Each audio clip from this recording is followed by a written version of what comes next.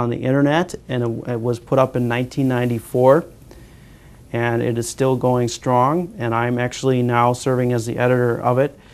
And the www.Hmong homepage, hmongnet.org, it's sort of a portal website. It lists links to a lot of research resources and organizations, and also it has announcements of community events from around the country. So that's a very useful website to stay up to date, especially on research, but also just on Hmong-related resources.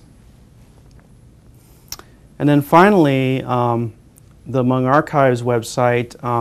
The Hmong Archives is not affiliated with the Hmong Cultural Center here in St. Paul, but it also is sort of a unique history collection.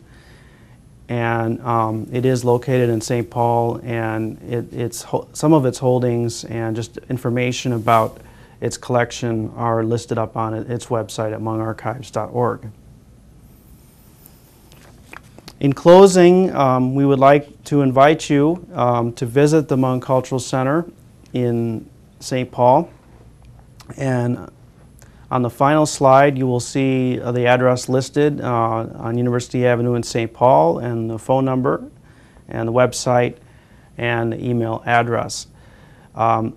Feel free to stop in at the center if you're visiting St. Paul and you need resources as a professional working with Hmong or for a research study.